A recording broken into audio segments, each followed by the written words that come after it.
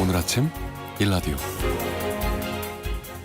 안녕하십니까. 오늘 아침 일라디오 아나운서 오승원입니다. 오늘은 KBS 일라디오 세계 인구의 날 특집 우리 아이 우리 미래로 인사드리겠습니다. 먼저 지금 전 세계 인구가 얼마인지 아십니까, 여러분? 무려 80억 명을 넘어선 것으로 집계되고 있는데요. 오늘은 1987년 50억 명 돌파를 기념하면서 유엔이 제정한 세계 인구의 날입니다.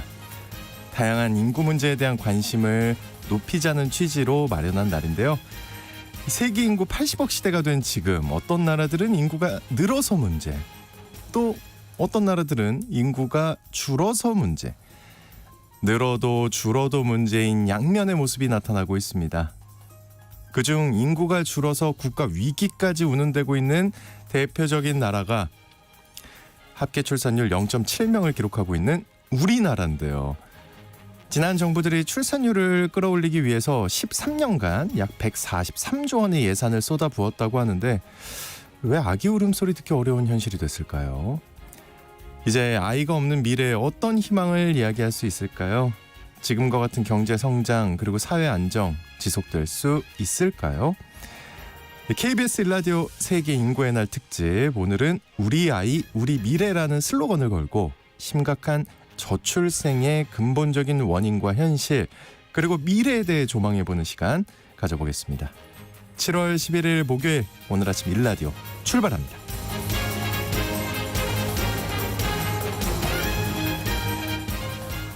네, 오늘 아침 일라디오 이 시간은 물론 KBS 일라디오의 모든 프로그램은 유튜브 KBS 일라디오 공식 채널이나 모바일 콩 어플리케이션을 통해 실시간으로 함께 하실 수 있습니다. KBS 일라디오 채널 구독과 좋아요, 댓글 많이 부탁드립니다. 자, 오늘 아침 일라디오, 오늘은 KBS 일라디오 세계 인구의 날 특집 우리 아이 우리 미래로 함께하고 계십니다. 방송 중에 여러분의 좋은 의견들 기다리겠습니다. 이런 거 있잖아요. 하기 전엔 몰랐는데 결혼 출산해보니 좋았던 점, 혹은 여러분이 생각하는 저출생 극복 방안, 네, 좋은 아이디어 많이 보내주십시오. 이게 틈틈이 여러분의 의견 소개해드리고 선물도요, 평소보다 많이 드리려고 가득 준비해놨습니다. 네, 방송에 참여하실 분들은요, 단문 50원, 장문 100원이 드는 유료 문자 샵 9730으로 보내주시기 바랍니다. 유익한 정보와 살아있는 이야기가 있습니다. KBS 오늘 아침 일라디오.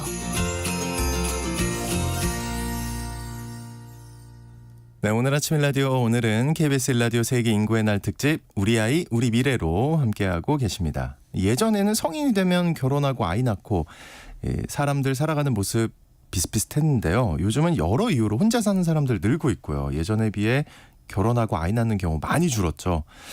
그러다 보니까 유치원도 학교도 소아과 병원들도 줄줄이 문 닫는 현실 살고 있고요. 나라 밖에서까지 한국의 저출생 문제 걱정하고 또 국가 소멸이 운운되는 심각한 상황 맞고 있습니다. 그래서 오늘 일라디오 이 시간 0.6 위기 속 희망 찾기를 주제로, 네, 희망 찾기의 방점이 찍혀 있습니다. 우리의 미래를 위해 어떤 변화와 정책적 뒷받침이 필요할지 의견을 모아보겠습니다. 귀한 두 분이 자리해 주셨습니다. 먼저 인구경제학, 재정학, 노동경제학 등을 연구하시는 서울시립대 송현재 교수님 나오셨습니다. 반갑습니다, 교수님. 네, 안녕하십니까, 송원재입니다. 네, 또 다둥이맘인 법무법인 린의 최지수 변호사님도 모셨습니다. 어서 오십시오. 네, 안녕하세요. 이렇게- 최지수 변호사입니다. 이렇게 또 오시는군요. 아니, 최 변호사님 다둥이맘이에요. 아이들이 몇 명이세요? 아이 3명이고요. 네. 중학생과 초등학생입니다. 3명, 중학생, 초등학생. 왜 한 명은 얘기 안 하세요? 쌍둥이거든요. 아, 중학생이요? 초등학생? 초등학생이요. 초등학생 2명이 쌍둥이. 네. 그 초저출생이라고 해도 이렇게 좀 주변에 보면요, 아이 셋이다 이런 경우 간간히 보거든요. 네. 요즘 그런 분들을 애국자라고 하는데, 네. 아니, 애국자라는 말 많이 들으실 것 같은데 어떠세요? 근데 저는 애국자라는 말이 네. 듣기 편한 말은 아니에요. 아, 그래요? 왜냐하면 제가 애국하려고 애를 많이 낳은 게 아니거든요. 제 행복 추구를 위해서 많이 낳은 거죠. 근데 지금의 문화는 개인이 행복 추구를 위해서 자연스럽게 출산을 선택하기 어려운 사회, 그런 문화인 거잖아요. 그래서 그 말이 편하진 않아요. 아, 그러니까 생각을 많이 바꿔야 되는 거죠. 어떻게 불러야 될까요? 예를 들면 네. 여기 0.6 위기 속 희망 찾기 했는데 저는 0.6이라는 거를 자꾸 강조해서 안 낳는 게 문화다라는 것이 암암리에 퍼지게 되는 이런 것도 좀 싫어요. 일리 있는 말씀인데요. 아, 그럼요. 어떻게 생각하세요? 0점 이거 이런. 그러니까 일종의 이게 국가가 국민들에게 공포 마케팅을 조성하는 거다 이렇게 받아들일 수도 있어요. 그러니까 이게 일종의 대세가 됐는데 그럼 나는 도대체 애를 왜 낳아야 돼? 맞아요. 그게 대세가 되는 문화를 네. 거꾸로 돌려야 되는데 그게 강조되는 거죠. 얼마 전에 조앤 윌리엄스 네. 외국 무슨 학자 캘리포니아 법대 교수라는데 이렇게 머리하면서 대한민국 0.78 완전히 망했네요 이렇게 했잖아요. 저도 본 것 같아요. 네, 그 굉장히 충격적이었는데 네. 그런 거를 이제 지양해야 된다고 보는 거죠. 좀 희망적 분위기를 만들자. 네. 네. 교수님은 어떻게? 이런 점은 좀 그렇지만 아이 있으시죠? 예. 어떻게 몇 명이십니까? 저는 아들만 둘이고요. 지금은 둘 다 대학생입니다. 예. 이제 MZ 세대예요. 네. 깜짝 놀랐어요. 이야. 지금 셋째 계획하는 거 있습니다. 이런 줄 알았어요. 아니 지금 송헌재 교수님 지금 유튜브로 보시는 분들 깜짝 놀라실 것 같은데 이렇게 동안이신데 아이, 이거 감사합니다. 외모 얘기를 자꾸 하면 안 되지만 예. 그 아버지고 또 경제학자시잖아요. 네. 어떻게 보세요? 요즘 이런 우리나라 현실. 그러니까 저는 아무래도 이게 제가 하는 연구 분야 때문에 그런지 이제 국민연금 관심 있게 보고 있거든요. 국민연금. 예, 국민연금 개혁이 지금 지지부진하잖아요.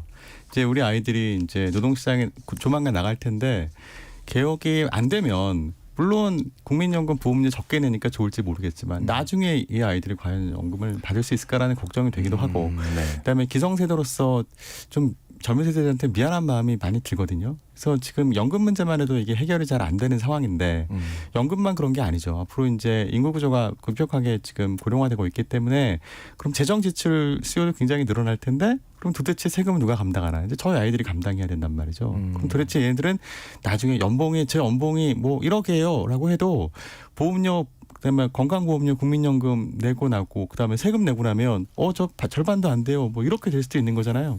그래서 네. 야 이거 좀 신박하다라는 생각이 들긴 하죠. 네. 야 그렇군요. 이 두 분은 출산하고 결혼하고 이런 일이 당연하다고 생각하셨는지 좀 궁금해요. 왜냐하면 지금 제 주변은요. 물론 이제 저는 결혼을 안 한 거 아닙니다. 좀 오해하실 수 있는데 못한 겁니다. 결혼하지 마, 아이 낳지 마, 막 이런 얘기 솔직히 진짜 많이 듣거든요. 그만큼 힘들다는 말이잖아요. 근데 최 변호사님 원래 셋 낳으려고 계획을 하셨던 건가요? 어떤 건가요? 그게 문화 얘기를 하는 이유예요. 네. 우리 부모님은 잘 살진 않으셨습니다. 그런데 부모님은 습관처럼 하는 말이 뭐 지수 4명 낳고 민우 4명 낳으면 우린 8명도 낳을 수 있다 이런 얘기를 자주 했어요. 어머님이. 네. 어머님을 장관으로 앉혀야 되는 겁니까? 예, 그래서 저는 시험관 하기 시술도 3번이나 했거든요. 시험관까지 하면서 셋을 낳아요? 네, 그만큼 의지가 컸던 거예요. 이거 어떻게 해석해야 됩니까? 그러니까 일종의 학습이었나? 문화인 예. 거예요. 그리고 애를 워낙 좋아하기도 하고요. 근데 이제 이런 거죠. 지금 상황은 이렇게 좋아하는 사람도 포기하게 만드는 현실이다. 이게 근데 문제죠. 이렇게 들으시는 분들이 있어요. 왜냐하면 최지수 변호사님이세요. 네. 그러니까 경제력이 있으니까 가능한 거 아니냐. 어떻게 그냥 보통 기업 다니고 그냥 사는 사람들 참 이런 표현이 좀 그렇습니다만 왜냐하면 우리나라는 변호사 하면 전문직 돈 잘 버는 직업 이렇게 어느 정도 인식을 아직도 하고 있잖아요. 네. 어떻습니까? 이런 생각은. 경제력 문제는 진짜 중요한 얘기죠. 음. 왜냐하면 저도 그래도 내가 변호사인데 네네. 이 정도는 감당할 수 있어 이렇게 생각을 했었겠죠. 음. 근데 실제 현실은 감당이 거의 안 되려고 하는 지경이 되는 거고요. 3명이라. 네, 왜냐하면 제가 아무리 노력을 해도 아니 막 드는 돈 욕심 부려서 그런 거 아니에요? 아닙니다. 잘 키워야 된다. 아닙니다. 예. 영어 유치원 무조건 보내고. 아니에요. 그건 아닌데. 그건 아닌데 네. 저는 이제 육아 독립군으로서 어머니는 아까 장관을 하셔야 되는 그런 분이지만은 예. 애를 안 봐주시고 네 전혀 도와주지 않으시기 때문에 그러면 뭐 돌봄 비용 자체가 몇백만 원 이상의 가사 도우미 비용 육아 일은 도우미 해야 비용. 되니까. 네 그런 거예요. 그래서 너무 힘듭니다 사실은. 네. 예. 교수님은 어떠셨어요? 맞벌이 하시나요? 저 어떤 맞벌이 거? 안 합니다. 네. 혼자. 혼자 아들 감당하고 있습니다. 네. 갑자기 눈 꺼가지고. 이러면 안 되는데 오늘 희망적인 시간이거든요. 네. 예. 감당할 만하니까 하겠죠. 네. 그래요? 괜찮아요. 뭐 받아들이기 나름이겠죠. 네. 약간 희망적인 얘기 한 가지만 해도 되나요? 그럼요. 희망적인 얘기 저 언제든 환영하고 있습니다. 뭐 이런 건 있어요. 저는 이제 육아를 할 때 완벽하게 하고 싶어가지고 가정 보육이 가장 좋은 거지. 내가 집에 안 입고 밖에 나가도 집에서 이모님 비용을 많이 들이고도 이렇게 집에서 하는 게 좋지라고 생각을 했는데 요즘 사실은 어린이집 막 문제도 많다고 나오지만 좋은 어린이집도 많아요. 그래서 그렇게 비용을 획기적으로 줄이면서 양육할 수도 있겠다는 생각이 지나놓고 보니까 또 드는 거예요. 경험을 해봤기 때문에. 그래서 그 이따가 교수님이 또 얘기하실 수도 있지만 그런 공적인 양육을 생각해 볼 수 있다고 생각해요. 공적인 양육을 알겠습니다. 근데 그 일하는 엄마들은 보통 뭐 저도 이제 맞벌이 가정에서 자랐지만 그 아이들한테 좀 미안한 마음을 가지시더라고요. 그거는 이루 예. 말할 수가 없죠. 그거는 아무리 노력을 해도 네. 저는 이제 변호사이기 때문에 조금 더 시간이 자유롭겠죠. 그런데도 다 학교에 참석할 수 없는 그런 일도 있고 그다음에 어렸었을 때는 애들이 어렸을 땐 역설적인 일이긴 한데 내가 함께 많은 시간을 보낼 수 없고 다른 엄마들처럼 이것저것 챙겨줄 수가 없기 때문에 모유 수유밖에 할 수 있는 게 없다. 신체로 해결을 할 수 있는 것밖에 없다. 진짜 이게. 그래서 저는 WHO 공고사항대로 36개월을 모유 수유하고 모유 수유를 위해서 뭐 굉장한 노력을 하긴 했어요. 진짜로. 근데 그게 일하면서 어떻게 가능해? 그거밖에 안 되기 때문에 그렇게 한 겁니다. 7887님이 우리 아들이 딩크족으로 살다가 7년 만에 쌍둥이를 낳았다고. 지금은 180일째입니다. 그 행복은 이루 말할 수가 그럼요. 없대요. 그럼요. 아가는 낳아야 합니다. 7887님 모시고 싶은데요 지금 여의도로. 근데 이제 주변에요 두 분 다 보시면 그 이런 경우 있지 않나요? 저 친구들이 왜 결혼 안 하지? 이렇게 막 전문직이고 고학력이고 돈도 꽤 잘 버는 것 같은데. 저는 그런 사람들을 무척 많이 봅니다. 왜냐하면 주변에서 변호사들. 네. 변호사님들도 많이 그러시고 네. 건국대 부동산대학원 여기를 다녔는데 여기에는 정말 그 30대 40대에 골드미스 그다음에 골드미남들이 많습니다. 부동산 건국대학원이요?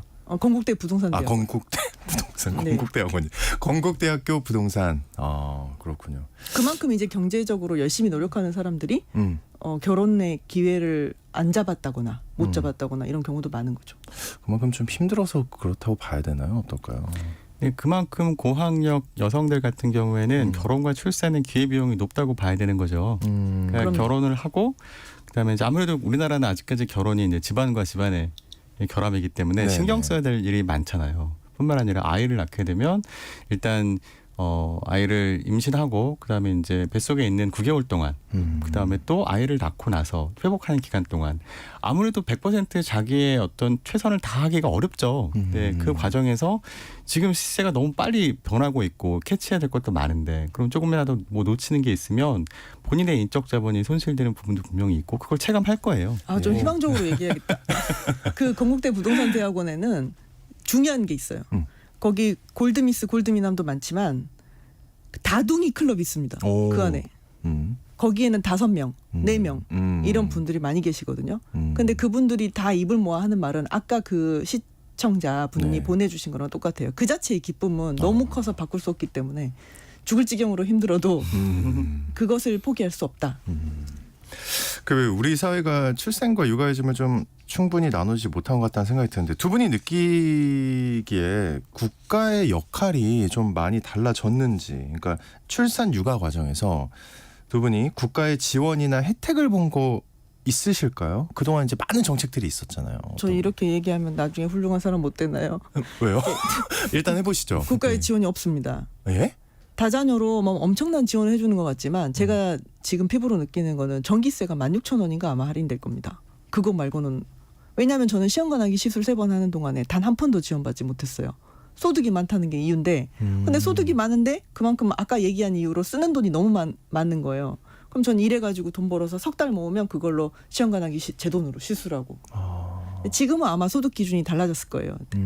그때는 그랬고요. 그래서 사실 지원이라는 거는 피부로 느낀 건 없어요. 피부로 느낀 건 없다. 어떻게 보세요, 교수님? 어떻게 생각하세요? 저도 뭐 아이가 이미 너무 커서 그때는 대한민국 정부에서 이렇게까지 심각하게 생각한 시절이 아니었거든요. 그래서 저도 지원받은 건 하나도 없었고요. 근데 지금 국가의 역할에 대해서, 그러니까 예전에 우리나라는 그러니까 중앙 집중적으로 국가 주도의 경제 성장을 이룬 나라잖아요. 그러니까 국고가 뭔가 정책을 드라이브하고 네. 이러면 뭔가 될 거라는 그런 어떤 엘리트들의 그 의식이 뿌리 깊게 이렇게 꽂혀 있는 그런 나라라고 저는 생각을 해요. 근데 이제 이게 점점점 국가가 통제할 수 있는 게 없어지는구나라는 생각을 하는 것 같기도 하고요. 그다음에 저희가 코로나라는 대격변을 한번 겪었잖아요. 그건 어떻게 해볼 수 있는 게 없잖아요. 그렇죠. 그러면서 이제 국가가 본인의 역할이라든가 또 할 수 있는 능력을 조금 이제 좀 내려놓고 이제는 국민들의 좀 다양한 의견을 들으려고 노력하는 시기가 도래하고 있지 않나. 저는 뭐 그렇게 생각을 합니다. 도래하고 있다. 예. 예를 들면 이런 거죠. 예. 이런 말 많이 하잖아요. 네. 애 셋이면 진짜 집 줘야 돼. 그, 많이 얘기 나오죠. 임대주택이 아니 집 줘야 돼. 집 줘야 됩니다. 그 정도 얘기를 해요, 진짜로. 6624님이 요즘 주민센터가 많은 문화센터로 자리 잡고 있는데요. 아이돌봄은 생각보다 적다. 이 적극적으로 아이돌봄 센터로 바뀌어야 한다고 생각합니다. 이런 의견도 보내주셨고요. 케어센터 뭐 이런 것처럼. 이런 정서를 좀 뭐랄까요? 정부가 좀 예민하게 받아줬으면 좋겠다는 생각이 좀 들기도 하네요. 예. 자, 방금 이제 국가의 저출생 정책에 대해 잠깐 얘기 나눴는데요. 우리나라가 초저출생 국가로 진입한 지 생각보다 오래됐더라고요. 그러니까 2002년 하면은 뭐 떠오르세요? 예, 월드컵. 월드컵이죠. 예, 저도 그렇거든요. 예. 특히 이때 재수하면서 굉장히 우울하게 월드컵을 즐겼던 게 생각이 나는데 초저출생이 그때부터가 시작이었다고. 근데 20년이 넘게 흘렀는데 출생률이 이렇게 하락한 거는 뭔가 제대로 되지 않은 거라고 봐야 되는 거죠. 어떻게? 예. 그 당시에 그러니까 2000년대 초중반에 합계 출산율이 1점 초반대로 내려온 이후에 언젠가 한 번은 제가 정확한 연도는 기억이 안 나는데 1.09 그렇게까지 내려간 적이 있었어요. 그때 전 세계에서 우리보다 출산율이 낮은 나라가 홍콩, 뭐 싱가포르 이런 나라였거든요. 근데 도시국가잖아요. 그러니까 우리 정도 규모 인구 규모를 갖고 있는 국가 중에 그런 국가가 없었는데 그 당시 이렇게까지 심각하게 나라가 들썩이고 그랬냐? 안 그랬어요. 그러니까 왜냐하면 다시 반등할 거라고 생각을 한 거죠. 이건 일시적인 거다. 네. 예. 그 두 분 보시기에 이제 전 세계에서 우리가 출생률 가장 낮잖아요, 이제. 네. 그렇죠. 그 가장 큰 원인 하나씩만 얘기하면 어떤 거라고 보세요, 먼저? 저는 변호사님. 단연 높은 주거비, 높은 주거비. 경쟁적인 자녀 교육 환경. 그러니까 주거비는 높고 돈 벌 일은 힘들어지고 물질 만능주의 남하고에 비교해가지고 우리 아이가 좀 더 못한 환경에 처할 것 같은데 아이를 내가 더 낳고 싶나요? 그게 어렵다. 그리고 열심히 해서 돈을 모으면 예전에는 뭐 집을 어느 정도 마련하고 어느 정도 수준으로 살겠지. 큰 차이가 안 나겠는데 지금은 그게 아니잖아요. 의식주 기본적인 거에 그 부분이 해결이 안 되는데 뭐 2세 계획은 사치다. 지금 내 한 몸 서울 하늘 아래 누일 곳이 지금 그러는데 무슨 그렇죠. 애를 낳겠냐 이게 되잖아요. 네네. 그래서 진짜로 주거 계획이 중요하다고 생각을 합니다. 교수님은 어떻게 보세요? 예, 변호사님 말씀하신 대로 아이 낳고 키우는데 돈이 너무 많이 드는 거예요. 그게 가장 큰 원인이라고 생각되고요. 그다음에 이제 방금 말씀하신 것처럼 우리나라는 과당 경쟁 체제라는 거는 아마 모두가 동의를 하실 거예요. 네. 그것 때문에 받는 스트레스, 그다음에 그러면서 이게 육아를 할 때 들어가는 시간과 노력이 너무 크니까 애 키우는 게 너무 힘든 거죠. 그러니까 육체적, 정신적으로 힘든 고통 뭐 이런 것들도 뭐 금액으로 환산한다고 하면은 비용이라고 얘기할 수 있을 거고 결국 비용 문제다. 저도 그렇게 생각합니다. 결국 비용 문제다. 알겠습니다. 오늘 아침 일라디오, 오늘 KBS 일라디오 세계 인구의 날 특집 우리 아이 우리 미래로 함께하고 계십니다. 2부로 돌아올게요. 축복 속에 태어나는 아이들. 그 아이들과 우리 모두가 행복한 세상. 우리 아이, 우리 미래. KBS가 함께합니다.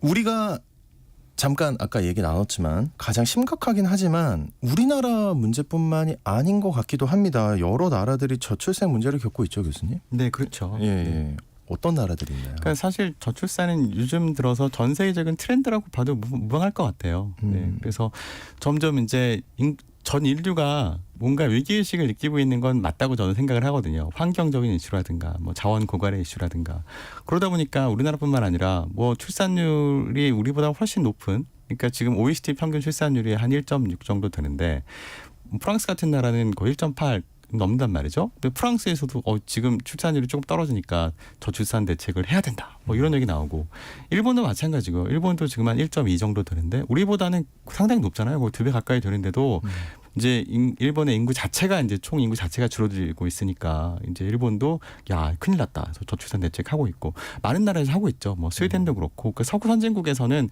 대부분 이런 문제를 겪고 있다 이렇게 볼 수 있는데 근데 유독 우리나라만 되게 심각한 그런 정도로 출산율이 급격하게 떨어진 거죠. 아니 네. 왜냐하면 이제 아무리 그래도 일본, 프랑스는 1위던데요 앞에. 네.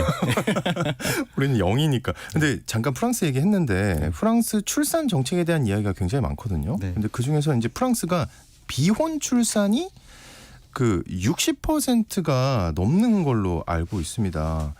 그 프랑스 출산 정책에 대한 역사 어떤 건가요? 그리고 또 이제 어떤 장점이 있길래 그런 건가요? 그러니까 프랑스는 가족 정책 그러니까 중심으로 이제 출산 정책을 가족 지원해왔거든요. 정책. 예. 그러니까 이제 특히 가족의 범위도 그러니까 법적인으로 혼인한 가족뿐만 아니라 동거 가족도 이제 똑같은 법적인 지위를 누릴 수 있게끔 해주었고 그다음에 전체 GDP에서 가족 정책 예산이 차지하는 비중이 3.6% 정도 돼요. 우리나라는 절반도 안 되거든요. 우리나라는 몇 프로? 한 1.3%쯤 될 겁니다. 그러니까 전반적으로 그 사회 문화 분위기가 다른 거죠. 네. 그리고 육아휴직 남녀 육아휴직에 대해서도 어찌 보면 이제 이게 권고 사항이 아니고 강제 사항인 거죠. 강제. 네. 아, 그다음에 이제 강제로 해야 되는데요. 아이가 태어나면 일단 일시 지원금 우리나라도 출산 지원금 지급하지만 일시 지원금 정책 오래전에 도입됐고요. 그다음에 지금도 뭐 자녀 수당, 양육 수당 형식으로 아이가 18세 될 때까지 이제 매달 보조금 나가고 있고요. 뭐 이런 것들이 결과적으로는 우리와는 좀 결이 달랐던 거죠. 그러니까 우리는 이 문제를 어떻게 해결할까라고 했을 때 아까 그 변호사님 말씀하신 것처럼 뭐 주택 지원을 그냥 대출 지원해 주는 정도. 네. 아니면 이자를 조금 감면해 주는 정도. 프랑스는 어때요? 그냥 네. 줘요 진짜 주택을? 그냥 주진 않을 텐데. 예. 저도 뭐 프랑스의 저출산 정책에 대해서 아주 자세히 알고 있지는 않은데요. 그렇지만 아무튼 간에 아이를 낳았을 때 전반적으로 사회가 그 협조하는 분위기를 조성한 건 맞다라고 생각이 들어요. 그다음에 지금 어쨌든 간에 1.8인데도 지금 유익이다 이런 얘기를 하고 있으니까 네네. 우리랑 완전히 차원이 다른 얘기인 거죠. 거기로 따지자면 할 말은 진짜 많아진 것 같아요. 우리나라의 사실혼이 뭐 얼마나 보호받나요? 저는 이제 이혼 상속도 하는 변호사니까. 그러니까 이거 사실혼 보호는 거의 안 되고. 그리고 뭐 상속에 있어서도 그렇게 사실혼인 경우에는 보호되는 것이 없고 지금 현재는 아예 없기 때문에. 그러면 다양한 플렉서블한 형태의 어떤 가정에서 발생하는 뭐 출산 여기가 상속이 전혀 보호가 안 되고 이러는데 차이가 많이 나서 저런 거는 일단 우리나라는 어렵죠. 지금 현재 상황에서는. 어렵다. 그러니까 말씀이 나온 김에 그 동거 요즘 이제 말이 나오는데 그게 변호사님이 얘기한 사실혼인 거죠. 네네. 그렇죠. 이런 거를 좀 적극적으로 인정해주면 어떨까 하는 생각이 드는데 어떻게 보세요? 그러니까요. 그거 변호사님은 찬성이신 거잖아요. 그 문화에 대해서는 사실은 뭐 요즘 제가 피부로 느끼는 거는 네. 애가 생겼는데 애는 책임지겠다. 그런데 결혼은 못하겠다라는 사람들도 있단 말이에요. 네네네. 그게 그런 대표적인 예죠. 양육비는 책임지고 양육은 하겠는데 평생 결혼은 좀 무리다. 근데 이런 걸 동거 이렇게 해가지고 자연스럽게 인정을 한다 그러면 좀 나아지겠죠. 좀 나아지겠다. 프랑스가 이제 그렇게 어떻게 보면 하고 있고 굉장히 적극적으로 지원해주고 있잖아요. 교수님도 그 의견은 어떻게 보세요? 그러니까 우리나라에서 비혼 출산율이 굉장히 낮은 이유는 다시 얘기하면 우리나라의 전반적인 유교 문화의 영향이라고 생각이 되는데 유교문화. 네. 근데 뒤집어 생각하면 제가 이제 그 데이터를 통해서 확인한 건 아니지만 제가 유추해 볼 때 아이가 생겨서 결혼하는 경우가 많기 때문이 아닌가 하는 생각도 들어요. 그러니까 근데 문제는 그런 결혼이 안정적으로 유지될 거냐. 그게 잘 안 되니까 이제 이혼율이 올라가고 결과적으로 내 싱글맘이 많이 생기는 거고. 근데 그런 경우에 결국은 그럼 출산 이러는 식의 어떤 게 그 기존의 어떤 가족 문화라든가 가족 체계가 조금씩 무너지고 해체되는 그런 전반적인 전 세계적인 분위기가 확산이 된다면 출산 지원 정책은 이제 지원 대상이 변해야 돼요. 지원 대상이 아이를 낳은 부모가 아니고 태어난 아이 중심으로 변해야 됩니다. 그러니까 아이가 태어났을 때 그 아이에게 지원한다. 그럼 부모가 어떤 상태냐는 전혀 중요하지 않거든요. 그래서 예를 들어서 뭐 아이가 태어났을 경우에 지금 정부에서 얼마씩 지원해 준다 이런 얘기 나오잖아요. 근데 그 지원의 객체가 대상이 부모가 아닌 아이가 되면 그럼 전혀 문제가 안 되는 거죠. 네, 그러면 우리 엄마가 우리 아빠가 어떤 상태이든지 간에 나는 태어나면서부터 최소한 인간답게 살 수 있는 어떤 행복지구 권리를 국가가 부여해 주는 것이다. 이렇게 저는 이해할 수 있을 것 같아요. 매우 중요한 거죠. 네네네. 예를 들면 캐치프레이즈도 진짜 선명해야 된다고 생각해요. 애는 국가가 키워줍니다. 이런 말 같은 거 되게 유치할 수도 있지만 양육에 대한 부담이 적어. 너는 애를 낳아도. 그리고 뭐 애는 애 키우는데 뭐 돈 들지 않습니다. 내지는 애를 낳으면 그 애는 지금 교수님 하신 것처럼 뭐 보장됩니다. 그 애의 뭐 경제적인 환경은 보장됩니다. 완전히 선명해야 된다고 생각이 드네요. 이 얘기 지금 교수님 말씀 듣고 변호사님 얘기 들으니까 저 같은 사람도 만약에 국가가 그렇게까지 안정적으로 해준다면 좀 적극적으로 고려해 볼 수 있겠다. 물론 여자친구는 없습니다만. 네. 0330님이 우리 딸이 재작년에 유산하고 많이 마음 아프고 힘들었어요. 지금은 결혼 8년째인데 올해는 한의원 다니면서 한약 계속 먹고 있는데 좋은 소식 기다립니다. 나라에서도 직장인 엄마 되는 사람에게 많은 혜택을 준다면 2세 생각하리라 믿어요 하고 보내주셨습니다. 저도 그랬죠. 네. 시험관하기도 여러 번 하고 유산도 했고 힘내세요. 그리고 7727님도 저는 개발자입니다. 저도 아이가 셋입니다. 전기요금 30% 할인해 준다고 해서 좋아했는데 최대 16,000원이더군요. 사람이 많다 보니 항상 10만 원 이상, 여름에는 20만 원 이상 나와서 좀 기대를 했는데 이런 부분이라도 좀 지원해 줬으면 좋겠습니다. 그리고 아이가 셋이다 보니 좀 큰 집에 사는데 이번에 정책금융이 84제곱미터 이하라는 점이 너무 아쉽습니다. 평수가 네. 세 자녀 이상은 좀 큰 집을 초과 지원해 주면 좋겠습니다. 하고 보내주셨는데 다 일맥상통하는 말 같아요. 네. 네. 아유, 좀 바뀌어야 된다고 생각합니다. 정부가 우리 방송을 들어줄진 모르겠지만. 근데 요즘 그 프랑스 얘기는 사실 저 같은 사람도 몇 번 들어봤거든요. 근데 헝가리의 출산 정책이 화제가 되고 있다는데 이거 무슨 얘기예요? 예, 헝가리는 좀 우리가 좀 주목해서 봐야 될 국가이긴 해요. 왜 그러냐면 2000년대 초반에 우리나라하고 hun가리의 합계 출산율은 거의 비슷했어요. 한 1.25 정도 비슷했습니다. 네. 근데 지금 우리는 0.7로 떨어졌는데 헝가리는 1.5예요. 2배죠. 오, 예. 차이 많이 나요. 예. 헝가리 예전에 그 나경원 의원이 예, 저출산 우리 고령사위원회 부위원장 하시면서 헝가리의 우리 정책 사례를 좀 우리도 해야 될 필요성이 있다 이런 그래요? 말씀하셨었거든요. 예. 그래서 아마 이번에 새롭게 법안 제출하시지 않나도 싶은데요. 그 내용은 이런 거예요. 그러니까 네. 아이를 낳으면 일단 주택 자금을 대출해 주는 거예요. 대출해 주는데 무이자로. 네. 무이자로. 예. 첫째 낳으면 무이자. 그다음에 둘째 한 명만 나오면 낳아도. 그다음 둘째 나오면 그다음에 무이자 플러스 원금 30% 감면. 그다음에 감면이 들어가요. 네, 셋째 낳으면 완전 탕감. 근데 이제 그거 제한은 보세요. 죽어라니까요. 죽어라고요.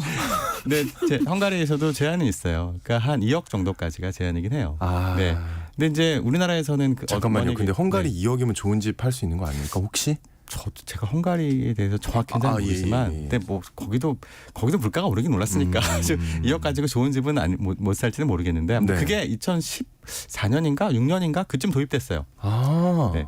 그러니까 우리나라도 그런 정책을 도입해볼 만도 한데, 근데 이제 그렇게 됐을 경우에 이제 만약에 2억으로 제한한다 그러면 사실 체감할 수 있는 부분이 좀 적긴 하겠죠. 네. 그래서 그것보다는 이제 현실 좀 올려가지고 하면 되지 않을까요? 현실적으로 올릴 수 있고, 그다음에 지금 이제 신혼부부에 대해 저리융자를 해주고 있잖아요. 근데 저리융자 플러스 진짜 원금 감면까지 들어간다고 하면 그러면 사람들이 생각이 좀 달라질 수 있을 거예요. 그러니까 이게 내가 아이를 낳았을 때 내가 지불해야 되는 비용이 갑자기 확 떨어지는 그런 문제가 생기면 이 정도 되면은 애 한 명 더 낳아서 키워볼 만하지 않을까라는 생각을 할 만큼 그 정도의 규모는 돼야 되지 않나. 그리고 이거 아까 생각을 최지수 변호사님이 했던 얘기 또 네. 우리 청취자들이 하는 말씀 다 똑같은 것 같아요. 네. 근데 예. 자꾸 딴 데로 가는 거예요. 왜 이렇게 하지 않고 자꾸 다른 방향을. 그렇군요.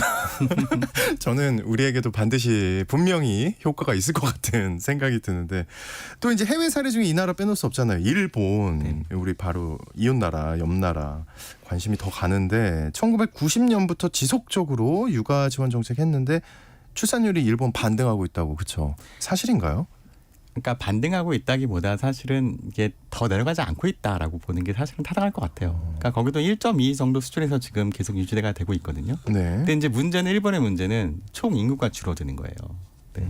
그래서 생산 가능 인구가 줄어들고 있는 것이 이제 문제이고, 뭐 그런 상황에서 이제 결국은 어찌 보면 청년들한테는 뭐 구직하는데 좀 어려움이 적고 뭐 그래서 더 좋은 환경이 될 수도 있긴 한데 이게 장기적으로 오래가면 일본도 똑같은 문제가 우리하고 똑같은 문제가 생기는 거죠. 연금 문제라든가 그다음에 고령 사회가 지속되면서 그러면은 이제 거기도 복지 지출 수요가 늘어날 텐데 이제 감당하기 힘들어지는 부분도 분명히 있는 거고요.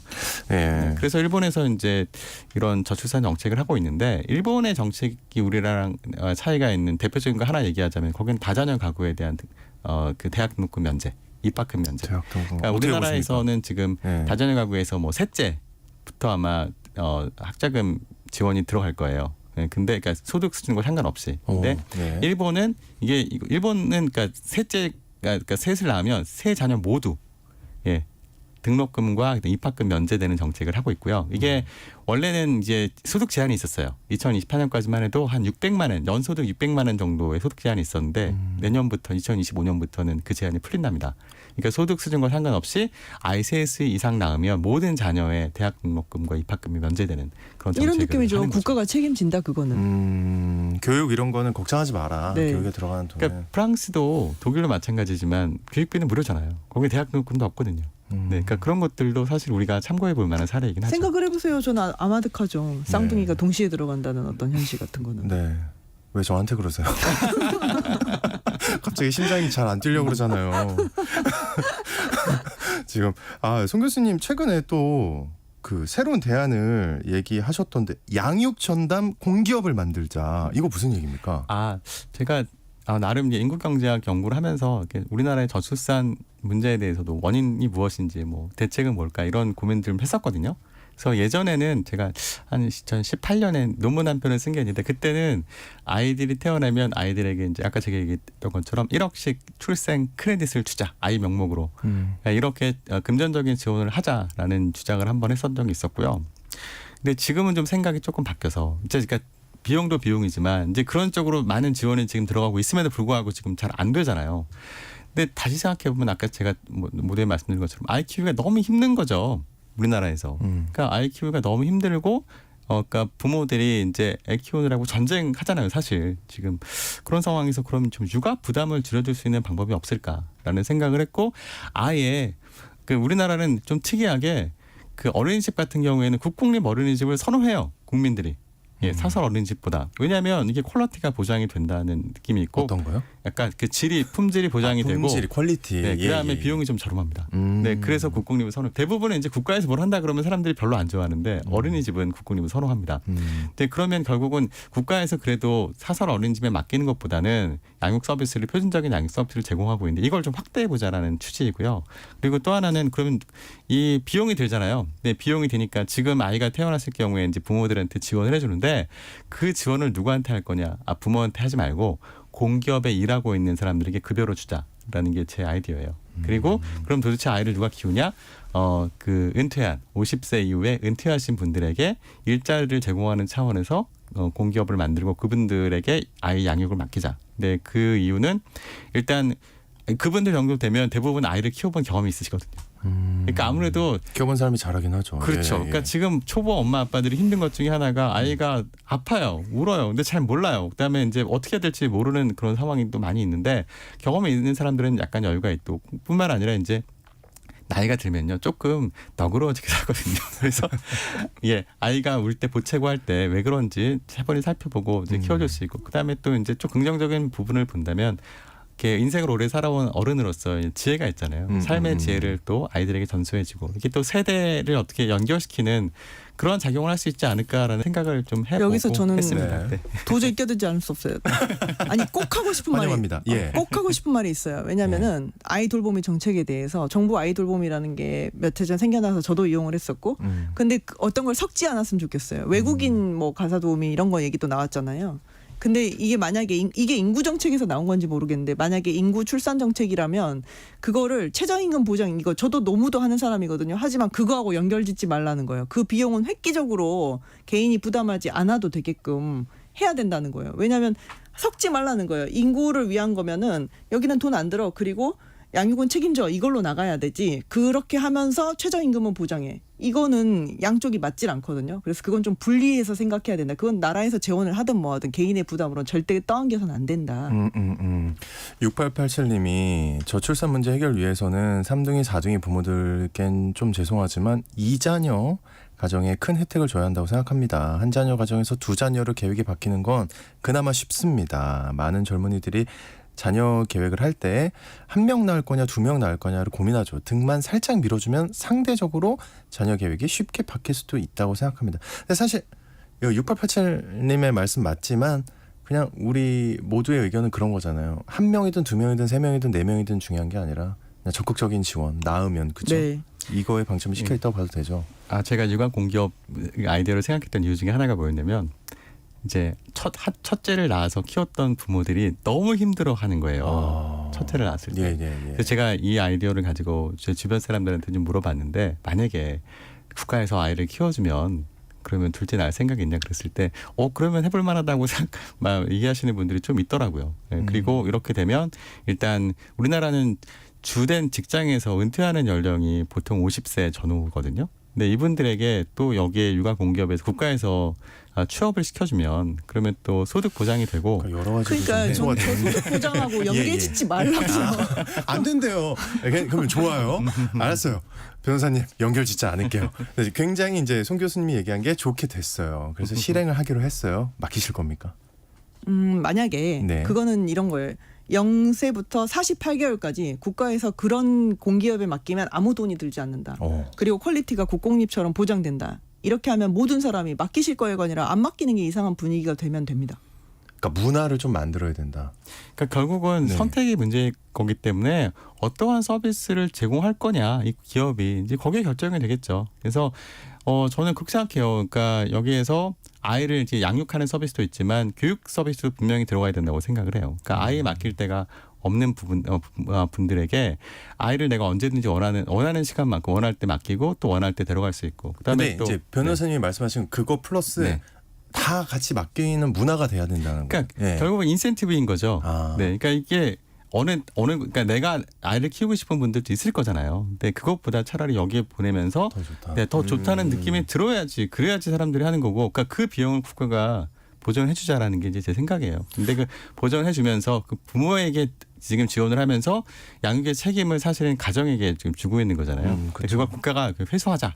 뭐 그런 거죠. 네. 9978님이 손주를 키우는데요. 직장 다니는 며느리보다 내가 훨씬 힘듭니다. 둘째 낳으라는 말은 못 하고 있어요. 저희 어머니도 지금 이러고 계시거든요. 예. 알겠습니다. 예. 결혼, 출산 해보니 좋았다. 아니면 저출생 극복방안 아이디어. 청취자분들 많은 문자 보내주시길 바라겠고요. 오늘 아침 일라디오 오늘은 KBS 일라디오 세계 인구의 날 특집 우리 아이 우리 미래로 함께하고 계신데요. 이제 이야기 마무리로 가봐야 할 것 같습니다. 두 분 말씀 쭉 듣다 보니까 앞으로 좀 새로운 정책들 적극적으로 추진해 봐야겠고요. 선진국 사례도 우리 현실에 맞게 좀 벤치마킹 해보는 것도 중요하겠다는 생각이 드는데요. 우리 스스로 힘들게 하는 개인들의 생각과 인식들이 먼저 많이 달라졌으면 좋겠다는 생각이 듭니다. 끝으로 이 두 분이 걱정하신 우리 아이 우리 미래를 위해 정부와 국회 그리고 우리 사회에 이 자리를 통해서 좀 꼭 하고 싶은 말씀이 있다면 어떤 것들이 있는지 먼저 최 변호사님부터 해주실까요? 저는 그 다둥이 클럽의 응원을 받으면서 저의 나름의 이제 지인들이 해주신 말이 있어요. 거기 가서 자꾸 이것저것 얘기하지 말고 그냥 순전한 기쁨을 말해라. 그건 사실이에요. 순전한 애셋을 기쁨. 어디서 기쁨을 환산할 수 있겠어요. 그게 가장 행복한 경험이거든요. 그리고 이제 그 기쁨을 포기하지 마세요. 이 말이 사실은 중요한 말이에요. 문화적으로 포기하지 마세요. 네. 저부터 희망을 네, 포기하지 가져보도록 마세요. 하겠습니다. 그리고 이제 집 네. 주시고요. 예. 양육 책임져 주세요. 네, 알겠습니다. 제가 정부는 아니지만 그런 의견이 있다는 거 꼭 강조해드리도록 하겠고요. 우리 교수님도 마지막으로 한 말씀 부탁드립니다. 네, 결국은 사람들이 결혼을 기피하고 아이를 적게 낳고 안 낳는 것은 미래에 대한 불안감. 그러니까 결국 그러니까 우리 저보다 선배 세대에서 아이를 많이 낳았던 이유는 경제가 계속 성장하고 있고 최소한 나보다 우리 애가 나보다 더 잘 살 거야라는 어떤 믿음이 있었거든요. 예. 지금 그 믿음이 사실은 거의 무너져가고 있는 상황이라고 생각이 들어요. 너무 힘드니까. 그러니까 최소한 내가 낳은 아이가 나만큼은 살 수 있을까? 라는 생각이 들었을 때 힘들겠다라는 생각이 들잖아요. 그러니까 결과적으로 이게 저출산 정책이 지금 아이를 많이 낳으세요라는 것보다는 우리의 미래가 지금보다 더 좋아질 겁니다. 라는 쪽으로의 어떤 그런 분위기 조성이 더 중요하지 않을까라는 생각이 듭니다. 네, 오늘 두 분과 나눈 말씀 좀 어떤 대책을 마련하는데 중요한 울림이 됐으면 좋겠습니다. 함께해 주신 서울시립대 송원재 교수님, 법무법인 린의 최지수 변호사님 두 분 모두 고맙습니다. 네, 감사합니다. 네, 좋은 엄마가 되려면 단지 좋은 사람이기만 해서는 부족하다. 행복한 사람이 돼야 한다. 이런 말이 있다고 합니다. 행복한 사람들이 만나야 결혼도 출산도 할 용기가 나겠죠. 힘을 모아야겠습니다. 오늘 아침 일라디오는 여기서 마치겠습니다. 지금까지 아나운서 오승원이었습니다. 오늘 의견들 너무 고맙습니다. 좋은 하루 보내세요.